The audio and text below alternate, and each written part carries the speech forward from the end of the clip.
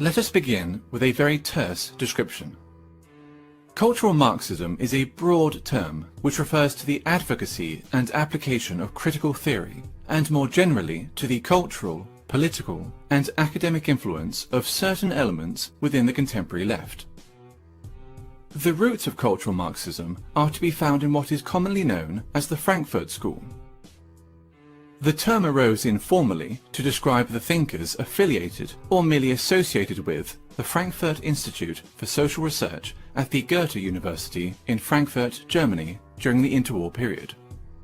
Critical of both capitalism and Soviet socialism, they sought to address the perceived shortcomings of classical Marxism in the pursuit of societal change.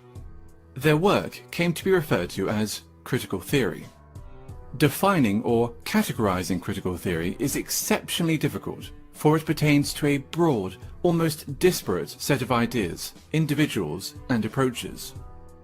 The underlying and enduring aspect of critical theory, common to all its offshoots, nonetheless, is the creation of interdisciplinary theories that might serve as instruments of social transformation. During the 1960s, the Frankfurt School critical theory gained traction with some segments of the left-wing and leftist thought in both Europe and North America. Today, its influence is felt throughout Western academia, dominating the social sciences and humanities. Gender studies and whiteness studies being two such examples. One of the most influential critical theorists and an original member of the Frankfurt School was Herbert Marcuse. A cursory glance at any paragraph written by Marcuse will set alarm bells ringing for anyone even remotely familiar with the current culture of intolerance on college and university campuses.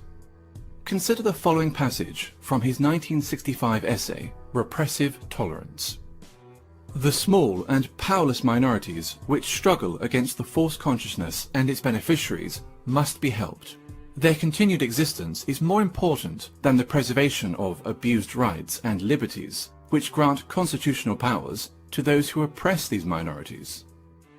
Social justice, feminism, neo-progressivism, and post-colonialism, to name but a few, are all movements inspired by or born out of critical theory, and thus all come under the umbrella of cultural Marxism. Be it gender, sexual orientation, family, race, culture, or religion, every aspect of a person's identity is to be questioned, every norm or standard in society challenged, and ideally altered in order to benefit supposedly oppressed groups. Classical Marxism saw class conflict as occurring between the bourgeoisie and the proletariat, between the haves and the have-nots. Cultural Marxism views such a conflict as existing between the oppressed and the oppressors, between those with privilege and those without it. The working class has been replaced by minorities. Majority groups are typically defined as privileged and oppressive, with minority groups accordingly labelled underprivileged and oppressed. Heterosexuals are oppressive, cisgender people are oppressive, whites are oppressive, especially white men, Christians are oppressive. Those that do not fit into these groups are thus considered oppressed. It stands to reason, therefore, that if heterosexuals are oppressors, the solution is to encourage other forms of sexuality. If whites are oppressors, the solution is racial diversity. If cisgender people are oppressors, the solution is to encourage transgenderism. If Christians are oppressors, the solution is to propagate Islam.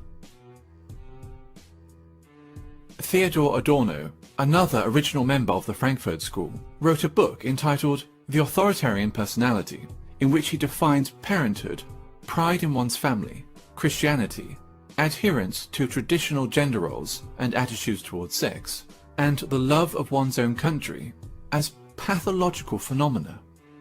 This tendency to pathologize opinions and life patterns, which are not in accordance with its own political ends, is characteristic of cultural Marxism. Differing views are thus described as irrational fears or phobias. For example, a person who feels uncomfortable living as a minority in an area dominated by Muslim migrants may be decried as an Islamophobe, since wishing to live amongst those culturally and ethnically similar to oneself is considered sick and phobic. When Pakistani Muslims living in Britain, by contrast, show in-group preference, converting entire sections of a town or city into a mini Pakistan, there is no sickness, no phobia, only multiculturalism. 20 years ago, there were no Pakis here, no one was doing nothing. But now, the Pakis are with a stamp, man, trust, you know what I mean? Now, think 20 years ahead, boy, fuck knows, man, this is going to be Pakistan. Or England, it's going to be Pakistan, man. They're all fucking shipping over. A popular and propagandist manifestation of cultural Marxism is political correctness, in which media channels and social scientists make it a mandatory exercise to do the following. Question common language. Illegal immigrants, for example, are to be referred to as undocumented migrants, while ethnic discrimination is referred to as affirmative action. Their ambition to define and redefine words can be seen as a means of controlling the discourse and altering cultural norms. Racism and sexism have been redefined as a product of prejudice plus power, which leads to such ridiculous statements as, "There's no such thing as sexism against men," and I, an ethnic minority woman, cannot be racist or sexist towards white men. Maintain an unwaveringly favourable view of groups which are marked as being oppressed. Islam is a religion of peace. Black Lives Matter is a peaceful, legitimate protest movement. Feminism is only about equality, and so forth. No deviation from the aforementioned narrative will be entertained, ever, nor will criticism. While communism, as Marx envisioned it, offered the resolution of class conflict in a utopian social system, all that cultural Marxism offers is a desolate form of eternal warfare between ever more narrowly defined groups of offended minorities. The only meaningful consequence that its wide application could possibly ever have is the marginalization of traditional European culture.